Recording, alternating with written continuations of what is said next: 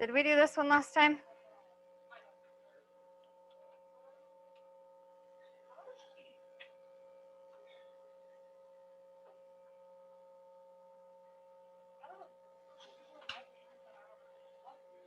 Okay, so for the function f of x equals x squared plus x, find the difference quotient f of x plus h minus f of x over h, where h is non-zero. The wording is identical to that on the test. The difference quotient is always this exact same formula. They just probably give you a slightly different function. Okay? So do you remember how to do this? So if I were to just say, please do this, what would you do?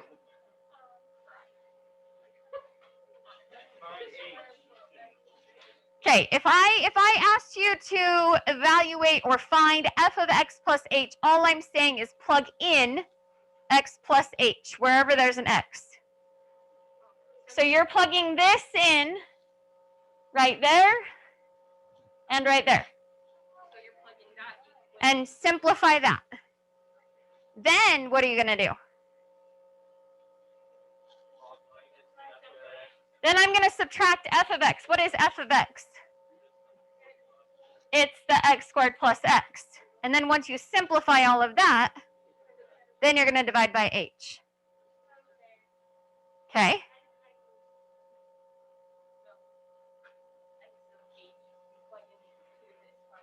Uh-huh.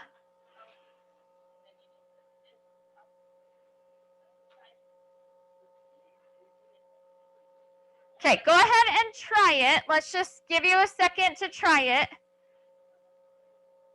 If we are getting frustrated, then I'll do it for you.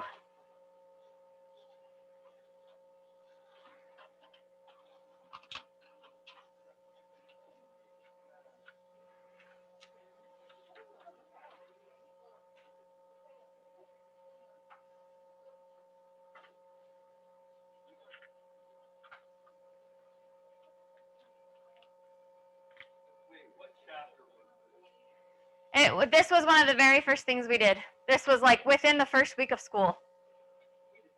Yep.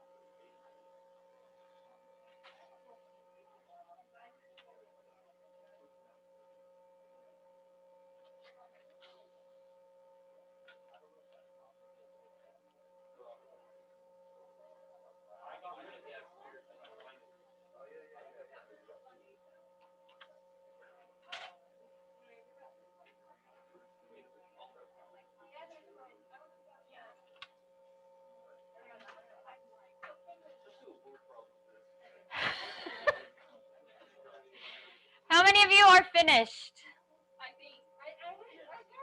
How many of you give up? Does anybody want more time? I guess is the actual question. Okay, I'll give you one more minute.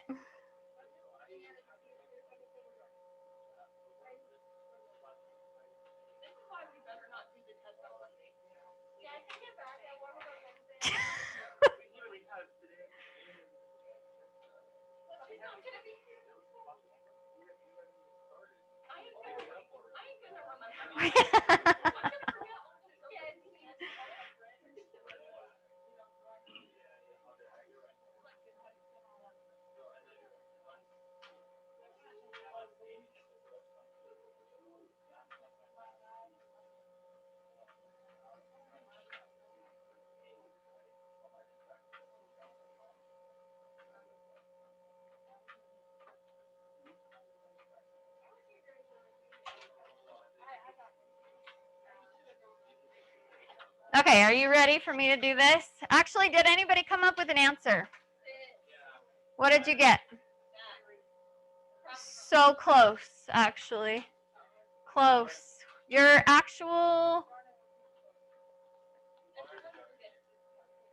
Yeah, that's right.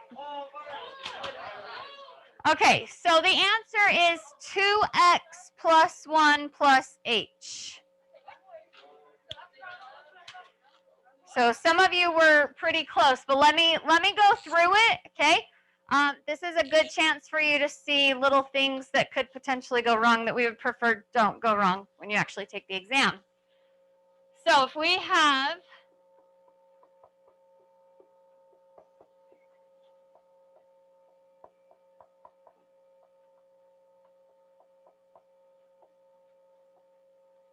okay, so our function is x squared plus x. I want to find f of x plus h, so I'm evaluating. You will have potentially some questions on the final exam where you're evaluating a function at something funky like this, okay? So all we're going to do is plug x plus h in for both of the x's. That gives us f of x plus h. Then we are going to subtract what? This is where I lose quite a few people usually. So should I write this?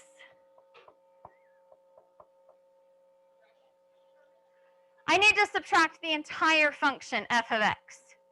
So both parts. So I either change that to a subtraction sign or I put that whole thing in parentheses. Yeah? When we did, I remember grading this question actually on your test. When we did that, that was a huge piece that people miss, is that they don't realize they need to subtract both of those pieces. Okay, the other big mistake, the square. What do people do here that is so wrong? You guys all remember now that that's bad? Okay, x plus h squared is what?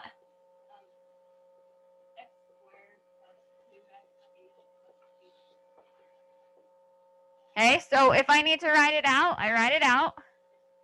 And I FOIL this all out to get x squared plus 2xh's plus h squared. That's just this, right? So then plus x plus h, then what?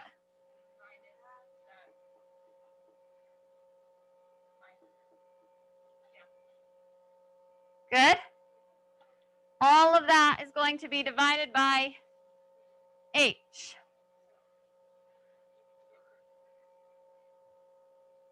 X squared minus x squared. X minus x.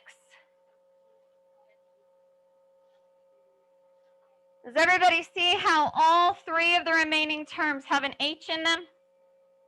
So I can factor out an h and then cancel it with the h on the bottom. Yeah?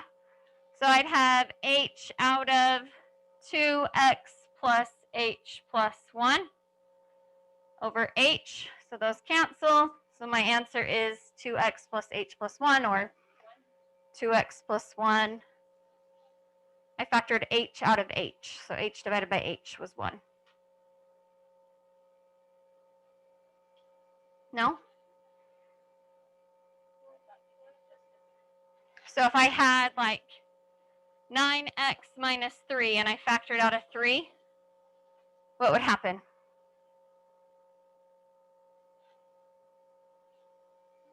Divide that by 3 and you get, and divide that by 3 and we get, same concept. If we're factoring something out, that just means we're applying division. So h factored out of an h is a 1. Okay, so the whole reason you learn this is because Math 1050 is preparatory for calculus, and this leads you into derivatives in calculus. That is the only reason you learn this particular math concept in this class. Otherwise, it's just for fun. Funsies. Okay, you ready for the next question? Any questions on that one? Anything else you want me to go over? Okay, let's do the next question then. I can't remember if we did this one or not, but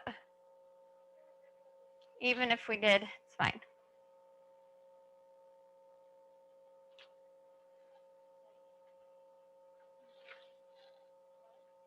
Hold on.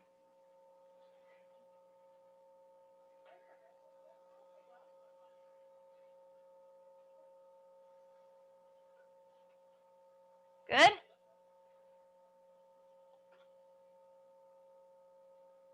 Read it very carefully.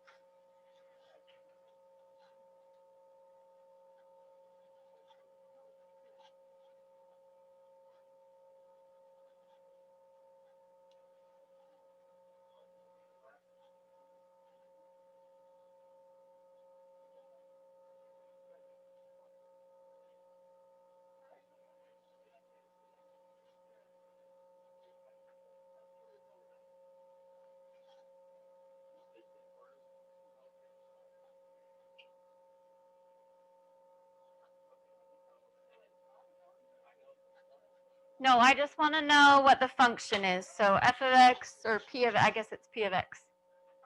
P of x equals, and it does not need to be in standard form. Factored form is perfectly okay. But factored form, not, it can't be a mixture.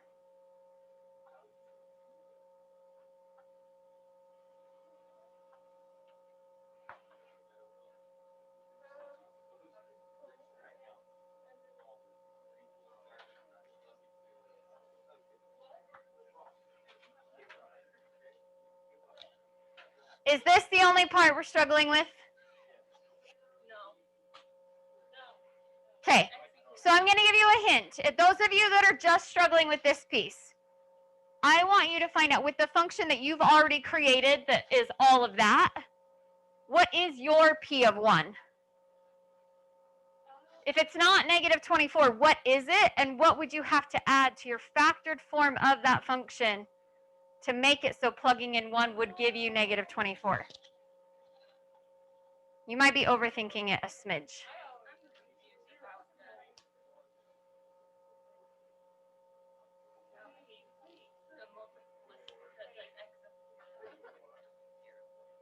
So how did you know, like this is a 0 at 2? Because why? So what would you write down so that when you plug in 0, you get 0? Well, so you put a -2 right here because the 0 was a +2. So could you put like x minus 0? And then when you plug in 0, it would. But do you need the -0?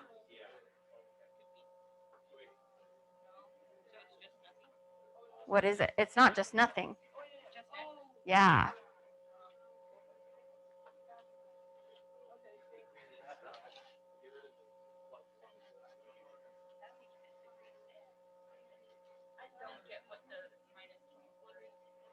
It's saying it wants your function, when you plug in a 1, it wants the output to be a -24.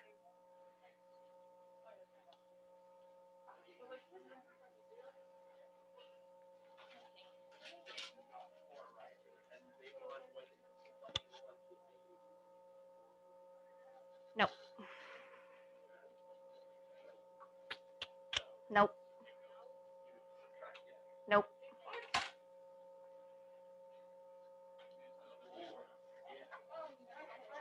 Holy smokes.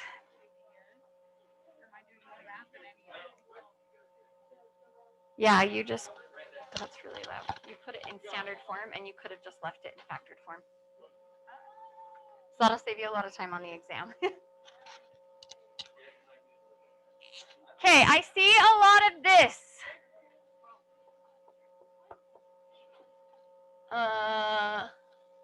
Squared? What's this one? Nothing? Okay. So that's a really good start. No, it can be at the end. That's fine. Sorry, it just bugs me when it's at the end. Okay. So there is a function that satisfies a degree 6. It satisfies a 0 at 2, a 0 at -3, and a 0 at 0, all with the correct multiplicities. The only thing it does not satisfy is this guy right here. Okay? So if this is, let's say, f of x, I want to figure out what is my f of 1 right now. What happens when I plug in 1 right now? 1 to the third, 1 minus 2 squared, and 1 plus 3 gives me 1 times -1 squared times, so I get 4. Okay? This is in factored form. What are all of these things doing to each other? They are multiplying. So to keep it in factored form, I need to not add or subtract. I need to multiply. Multiply by what? -6. Your final answer, p of x, is -6x cubed, x minus 2 squared, x plus 3. Yeah? When you subtract something off of the end, like minus, what did you have? -28, then these are no longer zeros. Okay, let me explain really quick. So if this was your function, then it has, let's see, degree 6, it's positive, so it's up, has a 0 here, a 0 here, and a 0 here. So this one's a single, this is a cubic, and that bounces. Does anybody remember any of that? Okay. If you take this function and you subtract 28 from it, what does that do? It moves the entire function down 28 units. Do you still have zeros in those 3 spots if you move the function down 28 units? No. Do I still have zeros in those same spots if I multiply the function by -6? Yes, it flips it upside down and makes everything steeper, but I still have, it's going to go this way, going to be steeper, but it's still going to have the same zeros. Do you understand why it has to be multiply and not subtract? Okay. Quick review of the graphing. Do you understand this? The graph is crossing through -3. What is it? What's the behavior as it crosses through -3? Just goes straight through. It's like a line. It's a little miniature linear function because that, just that, is a linear function. Then what? What's happening here? That's a little miniature cubic function, right? If I were to just look at this piece of the graph, zoom in on just that, I would see a cubic because that particular zero has a degree 3. And then what happens here? It's a parabola. If I zoom in, I just see x squared or x minus 2 squared. Okay? Yeah? How did I know my end behavior was supposed to be up on both sides?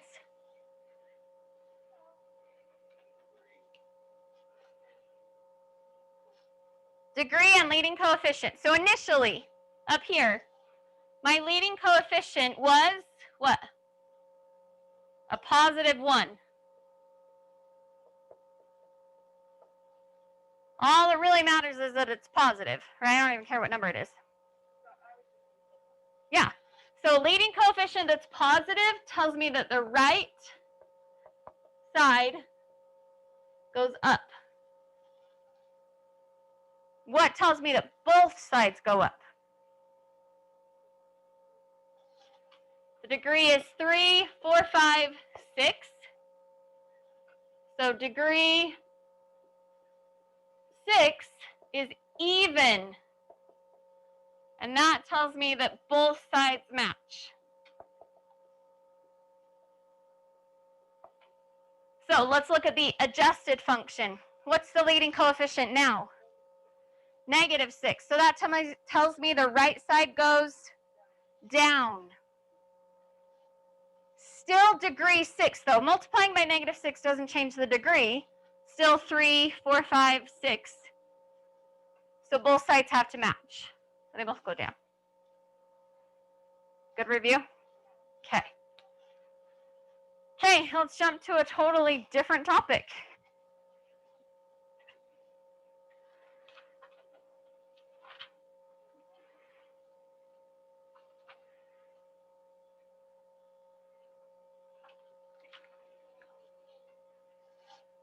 If $600 is invested at an interest rate of 2.5% per year, find the amount of the investment at the end of 10 years for both compounded quarterly and compounded continuously, and then it gives you the formulas. The amount equals the principal times 1 plus rate divided by, what's n? Do you guys remember? Number of times it's compounded per year. That's what n is. And then n times, what's t? Time. Or you might need to use PERT. But there are 2 answers to this question. They want you to calculate 2 different possibilities. Calculated quarterly, or compounded quarterly and compounded continuously. Yep. Okay, go for it.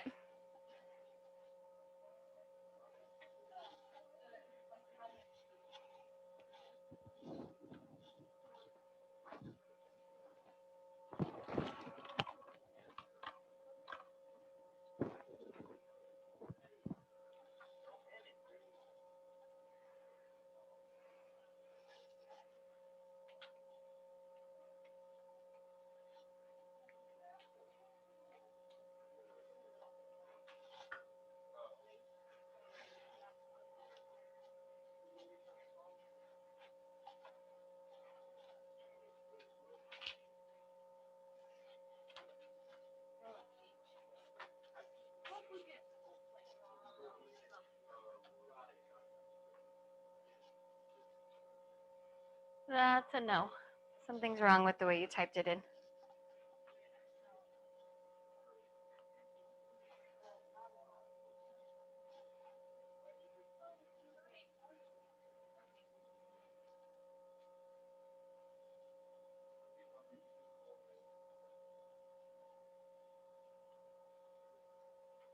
How's that going to work for you on the final?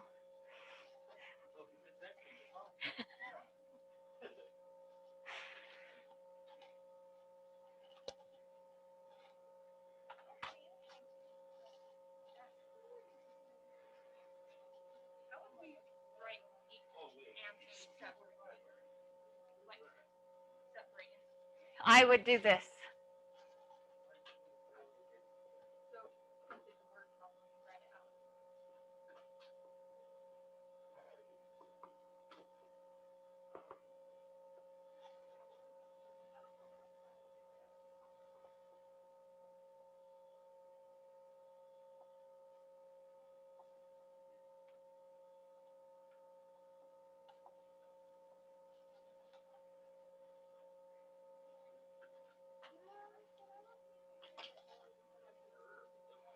There's calculators on the back counter if you need one.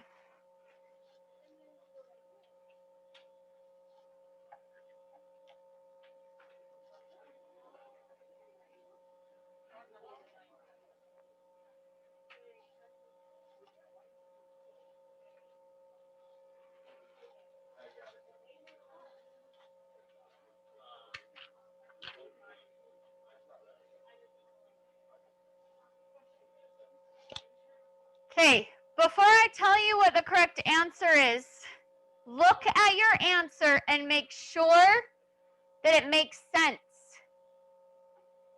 I know you guys don't have a ton of banking experience yet, okay, but first of all, 2.5%, that's never going to happen in your lifetime, just so you know. Interest rates for you guys are like 0.05% at the most. They suck. Anyway, look at your answer and ask yourself, after 10 years, if I only have $600 in the bank, does my amount that I have in the bank after 10 years, does that amount that you found make sense? Because there is one super, super common mistake. And if you do that mistake, you're going to get a ridiculously large amount of money. And it kind of skews your perception of how interest works and how rich you're going to be in your lifetime. And I feel bad. Even this skews your perception of how rich you're going to be, but that's fine.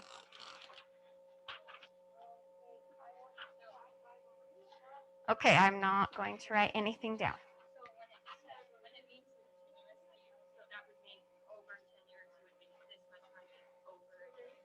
No, that's how much you would have total. So how much interest did you earn? Nope, that's how much you have total, including your $600 that you started with. So how much interest did you earn?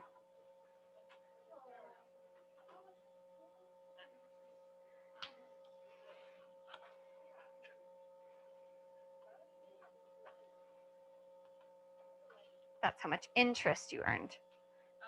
That is how much money you have total, but you put this much into the bank to begin with. If it's just asking for how much interest, but this is asking for the amount of the investment, which is your total amount of money. Yeah.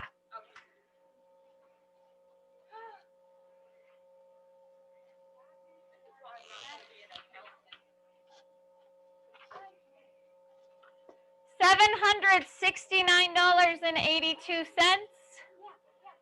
700 and, sorry, I won't say it out loud. Just don't look up here.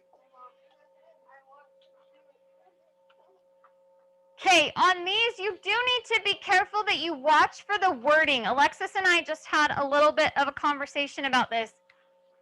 In this question, it says $600 is invested, and it wants you to find the amount of the investment. So it wants your grand total that's sitting in your bank account, okay? If it were to ask how much interest did you earn over the 10 years, how does that change your answer? Is this how much interest you earned over the 10 years? How much interest did you earn?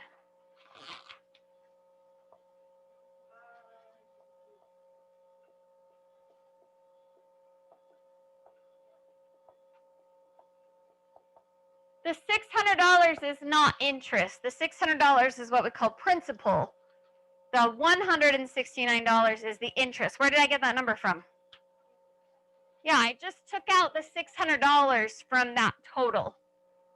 Okay? Okay, good. Any questions about how to do this?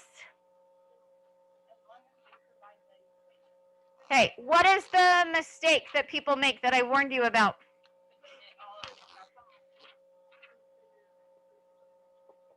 Does R equal 2.5? No. R equals what? 0.025. We have to turn any percentages into decimals before we can put them in the formula. Okay.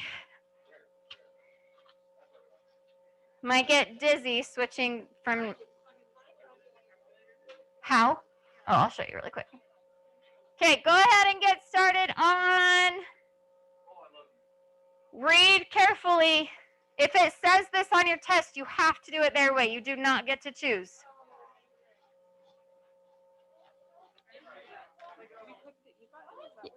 Yes, it is this E right here.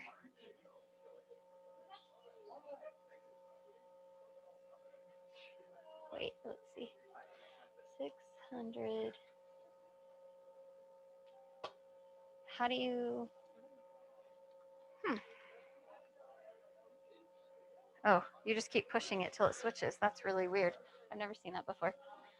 Okay, so you do 600 pi E. Yeah. And then raised, where's your exponent?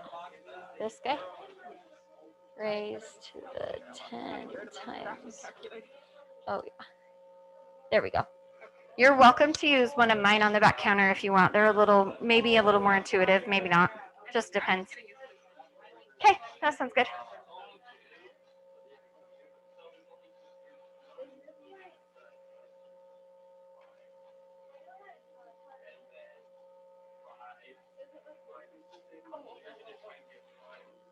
It has been a minute since we've tried this.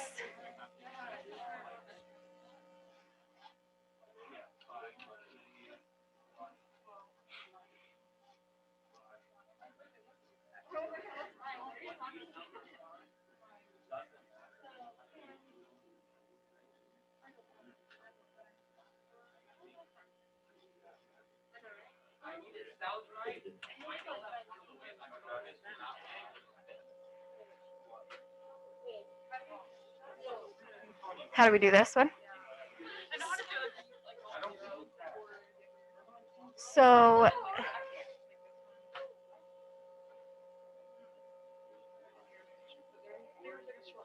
yeah. So we start out with this.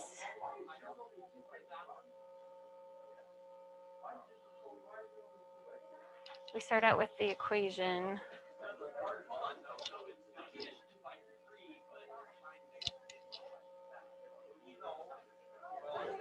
And you need to find the inverse of that matrix, which is what we have a shortcut for. So it's 1 over the product of the main diagonal minus the product of the secondary diagonal. And you distribute that into the matrix that you switch those. And you change signs on both of those. So that's the inverse. And then to solve the equation, you would multiply that new inverse by the 1, 2. I'm going to go through the whole thing.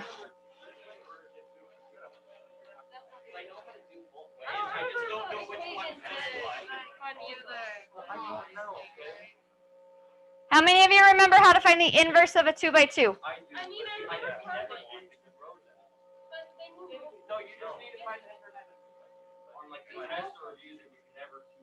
What do you mean 2 rows?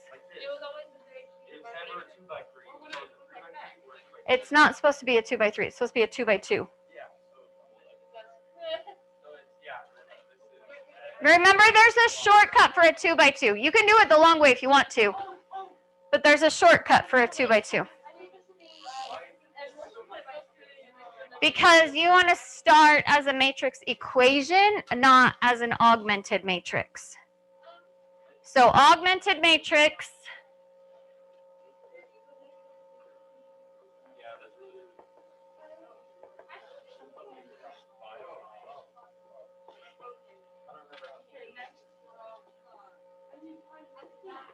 that is an augmented matrix. A matrix equation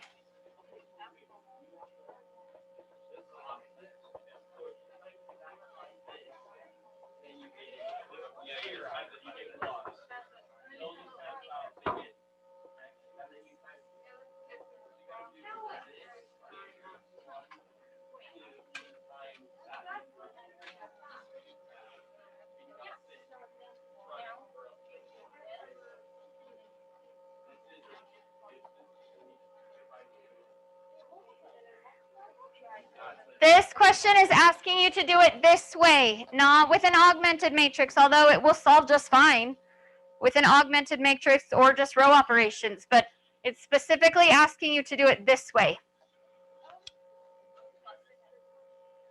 And in order to do that, you need to be able to find the inverse of that 2 by 2 to get rid of it.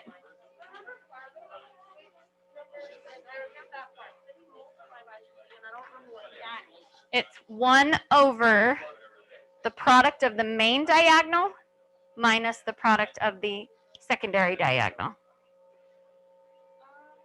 And you distribute that into the matrix where you've switched the terms on the main and changed the sign. Yep, you already did that.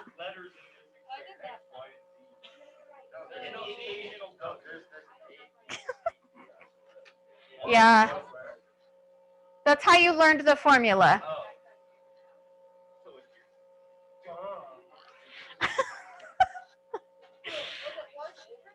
Yes.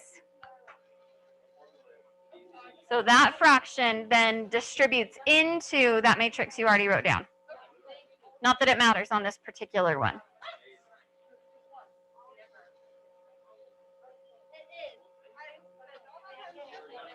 Well, but it's the one on the test isn't going to be 1, so you need to know it. That was just luck of the draw. I know how to do each one of these. I just don't know which one. Yeah, well, but you think about it. If you did an augmented matrix, you would never use an inverse. Like, you haven't gone through the process of finding an inverse, so hopefully there's enough words to clue you in. And then with the augmented, there's like the one where you only find the bottom zeros, and then the one where you find all the top zeros. You know, I don't know that you'll need to know the names for those. Okay. I mean, but if you do, so there's row echelon form, and that still has some other numbers in the top corner. And reduced row echelon form has no, it only has the ones and the zeros.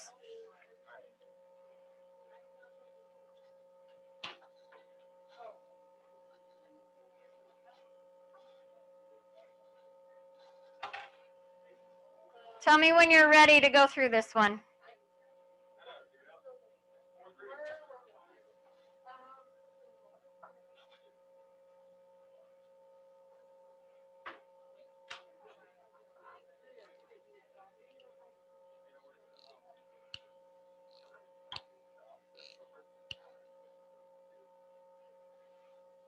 Okay, let's talk test-taking skills for just a second. Listen up for a second. How many of you did not know exactly how to start this question, but you knew you could find an x and a y value? Okay. If that happens to you on the exam, what should you do? Find the x and the y value. Find it. There's only so many points that can be awarded for the particular way in which you solved a problem. Okay? So on a problem like this, it's worth 6 points. It specifically said to use the inverse of the coefficient matrix to solve it. But ultimately, there's going to be points awarded for a correct answer. You follow what I'm saying? Okay? So if you can't remember exactly how to do it the way that they're telling you to do it, please just do it anyway.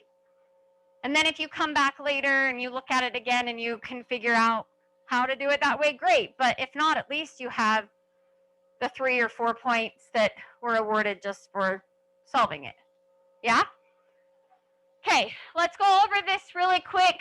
I feel like now would be a good time to quickly review the concept of the inverse of a matrix. Inverse of a 2 by 2. This is where Byron got his A's, B's, and C's from.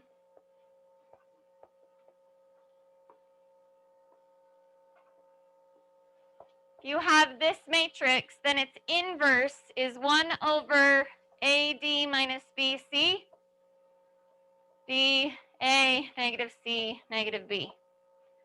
So what have I done?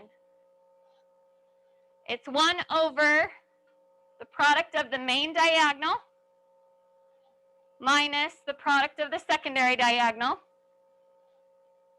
Multiplied, I'm going to distribute that into, what did I do over here?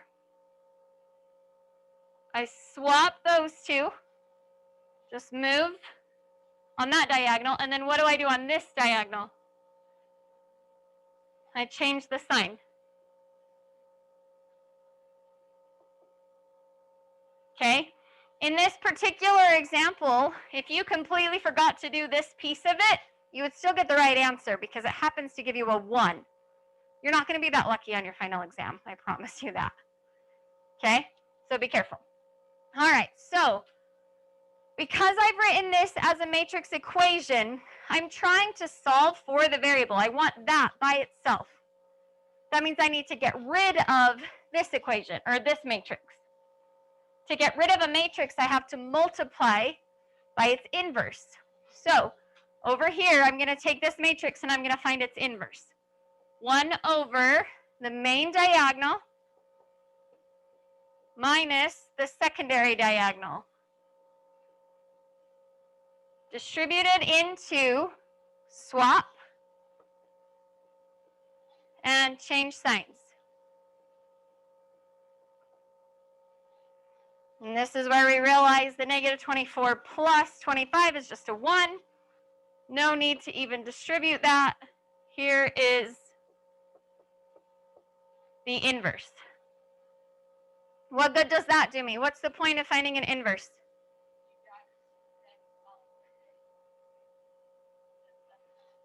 This guy? Okay. So technically, okay, just to be super, super clear, so I didn't fail you. Technically, what we're doing is this.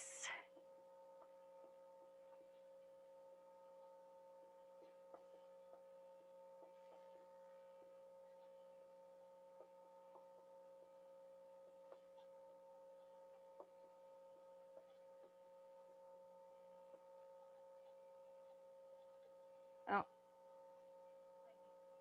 I know. Okay. So really, what am I doing? I am multiplying both sides by this matrix, which happens to be the inverse of the coefficient matrix. Okay? What's going to happen here?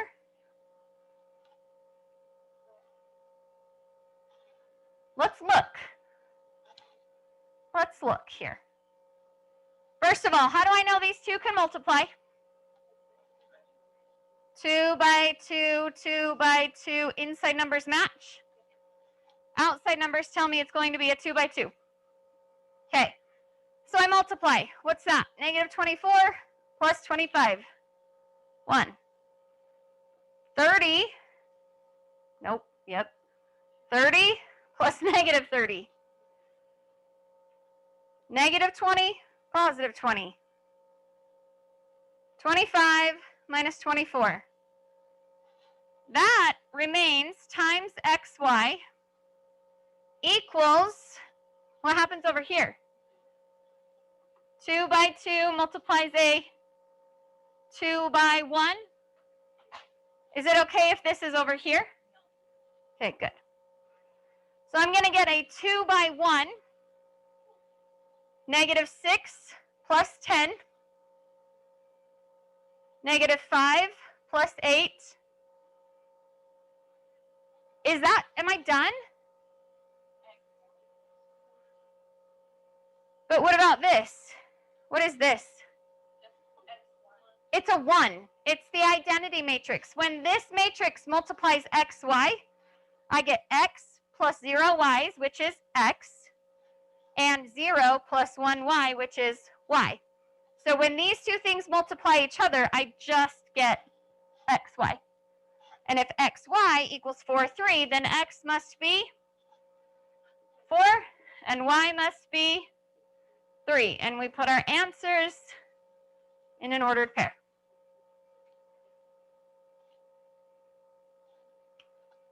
Good? How do you find the inverse of a 3 by 3?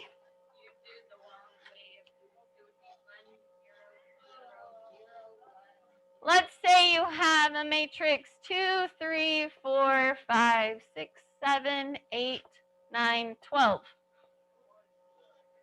Let's see if you're paying attention. Yeah. I would extend this matrix.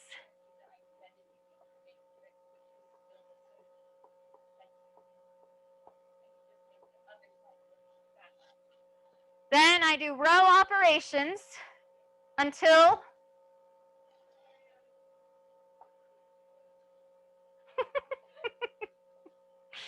yeah, like that. You do row operations until the left side of the matrix is the identity matrix. Then the right side would be the inverse. Yeah? Could we have done that with our 2 by 2 over there? Yes. There's just a shortcut for the 2 by 2. Good? Any questions? Yes?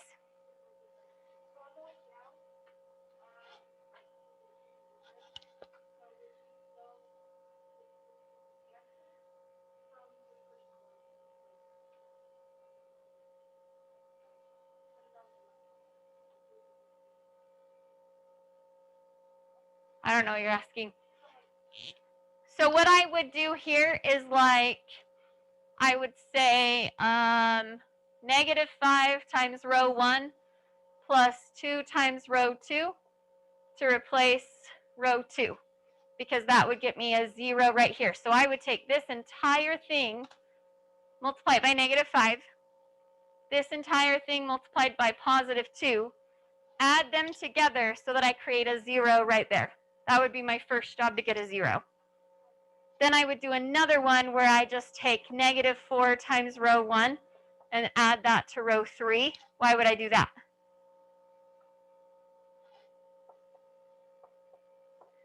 I want to replace row 3 with negative 8 plus 8, which would give me a 0 right here. What would be my next move? To get a 0 where? Where the 9 is. Those are your first 3, just like triangular form when we were talking about systems of equations. Those 3 zeros. Then after that, if it's reasonable to make sure that these are all 1s, that's what I would do next. If it's not, if it's a little bit tricky to do that, then you want to work on these 3 zeros up here. Yeah? If you need to switch a row, you would switch like the other side. Yes. Everything you do happens to that whole entire row. So if your first move is to swap rows because one of those rows happens to have a 1 at the beginning, then you take that whole entire row and swap it. Good question. Any other questions? Those were good. We okay? Okay, you ready for another one? Yeah. Okay. So you can only do it, this has to be on the other side. So it's hard to look at it when it's So let's just write it really quick. Negative 6, 5, negative 5, 4.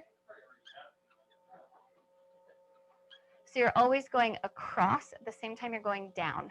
So you multiply those, and then you multiply those, and you add it together. So that's where we get negative 6 plus 10. That's where that 4 came from. So negative 6 plus 10. Then the bottom one would be negative 5 plus 8. So you're going across. You're always going across on the first matrix and down on the second matrix. Good?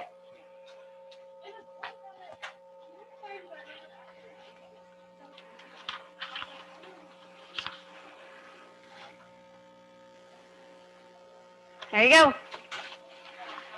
Suppose the function is f of x equals 1 over 3x plus 4. Find the formula for f inverse of x.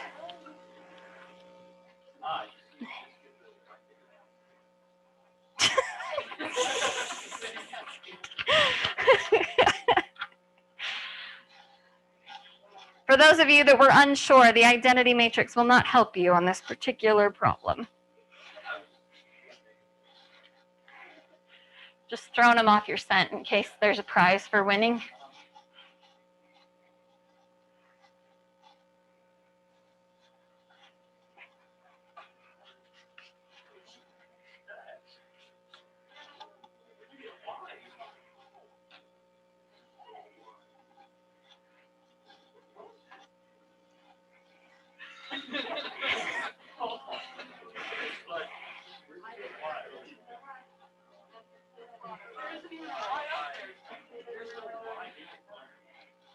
Oh, but there is.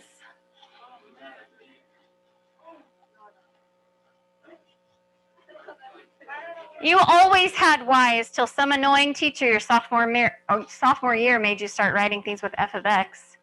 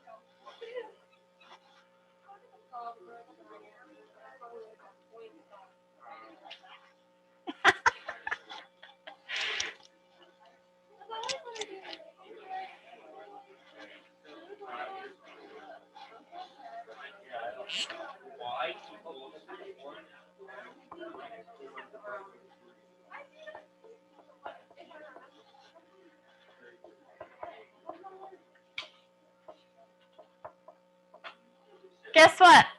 That right there is already the inverse.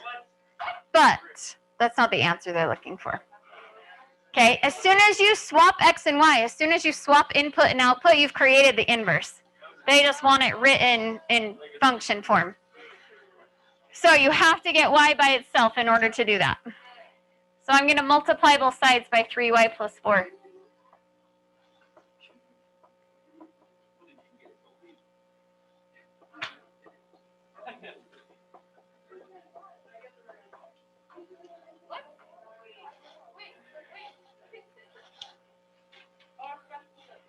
What did I do first?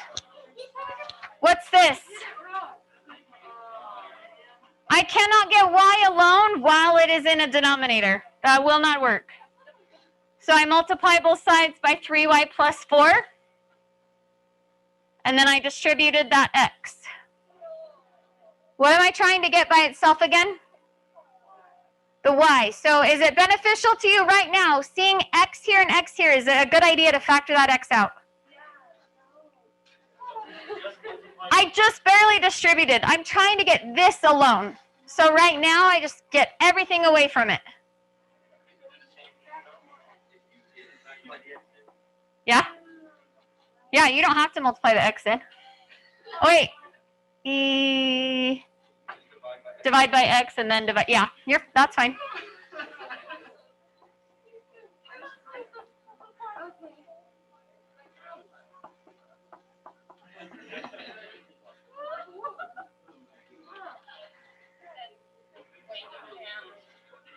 That's really ugly.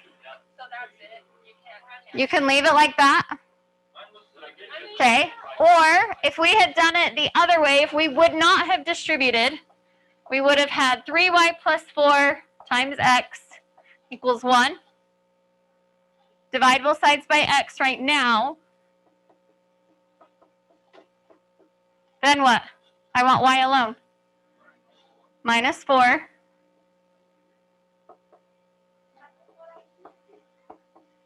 Divide everything by 3. What does that look like when I divide everything over there by 3? Are you just going to make it one hideous big fraction with a 3 on the bottom? It just does this to that one.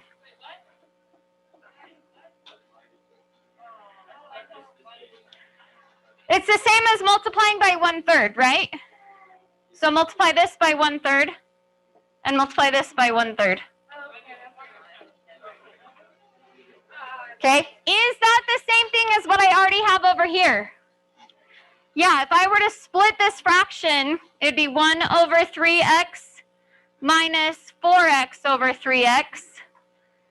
Is that the same as that? Yep, just cancel those x's. So either answer is perfectly fine. But if you didn't get one of these, we should work on it.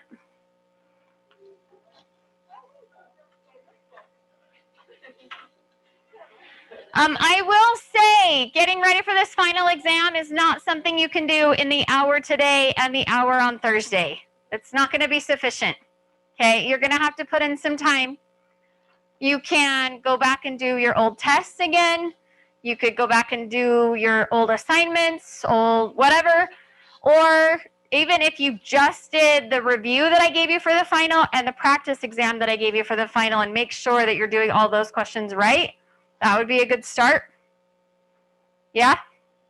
Make sure you're putting in the time. This weighs so heavy on your grade. It would be sad for you to have worked this hard and then not get the grade you wanted. Okay. We struggled with this one last time a little bit too, so let's try it again.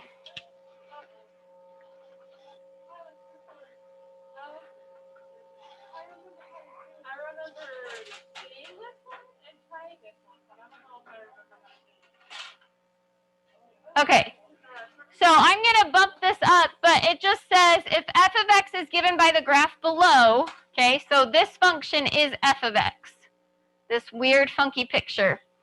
It wants you to find 2 times f of negative x minus 3.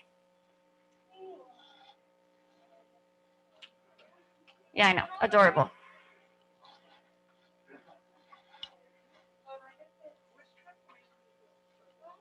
Work your way from the inside out. So start with the negative x.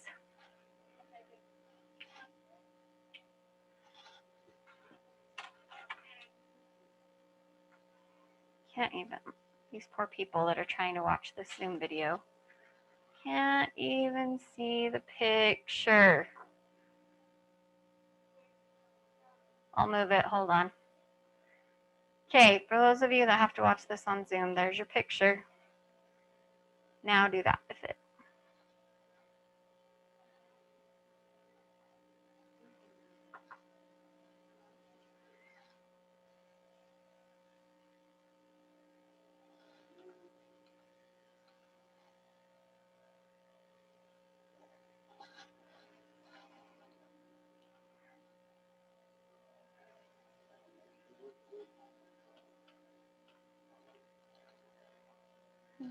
So dumb.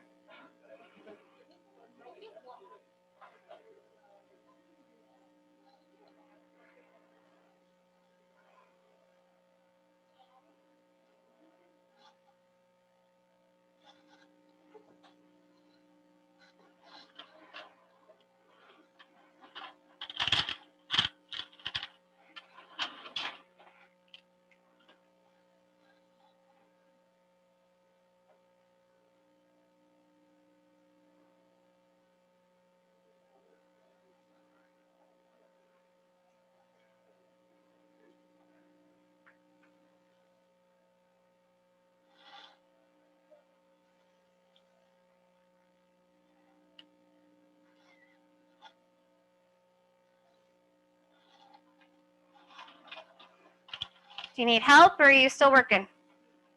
Okay. A negative x. So think about taking all the x's, so think about the x coordinates and making them all negative.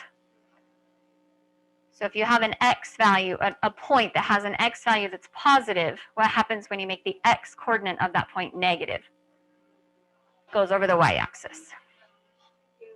Yep. And the opposite would be true. If there was a negative right here, you guys, in front of the f of x, remember f of x and y are interchangeable. We talked about that just 2 seconds ago. So if you put a negative in front of the f of x, that means the y coordinates are all becoming negative, or their signs are changing. So that would flip you over the x-axis. Yes, making the y distance, or the distance from the x-axis, twice as big.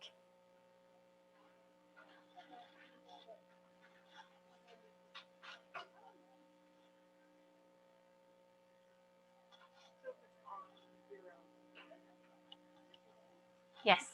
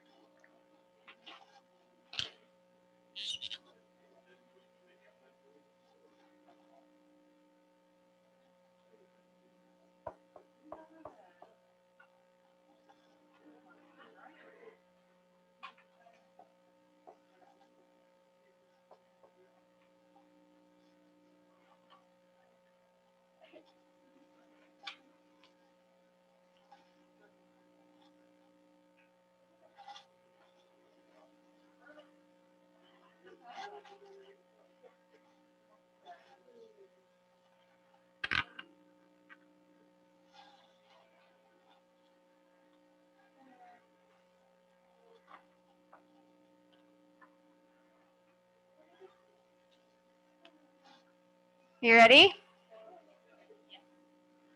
Landon, what have you been doing this whole time? Oh. Every time I look back there, he's like playing Among Us. Okay. Let's do it one step at a time. I think it's pretty close. I can't remember. Okay. First, we're going to work our way from inside out. You can think of it as inside out, or you can think of it as order of operations. Either way, it will work. If you were to put something into this function, the first thing that would happen is it would become negative. Right? If you were to think about plugging something in, what order of operations would we do?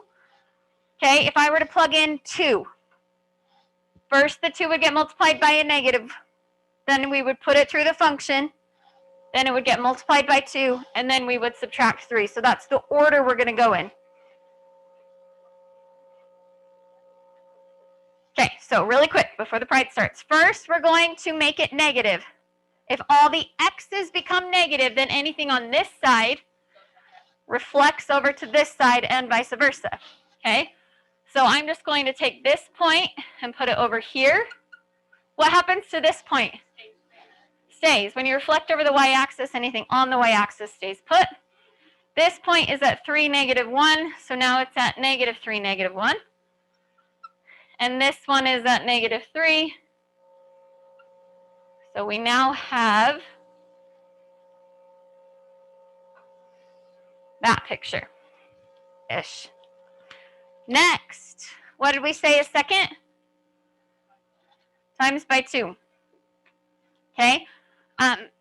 Abby pointed out that because that 2 is multiplying the quote-unquote y, yeah, it's increasing the y values. It's doubling the y values, so it stretches it out.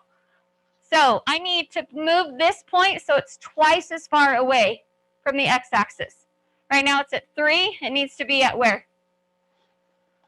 Yep, which is approximately right there. Yeah? Okay. And then what happens to this point? It stays. What happens to this point? Yep, twice as far away. What happens to this one? Twice as far away. So we have, wait, yeah, this. Is that right? Up to somewhere. And down, wow, okay. Ish. Last change is what? Our last change is just to bump everything down 3 units. So we do this last.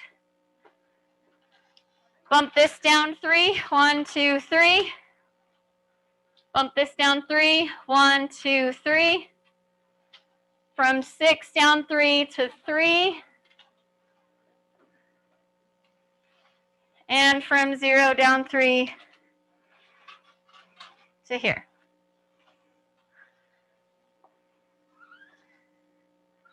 Like that-ish. Good? Okay. What are you going to do between now and Thursday?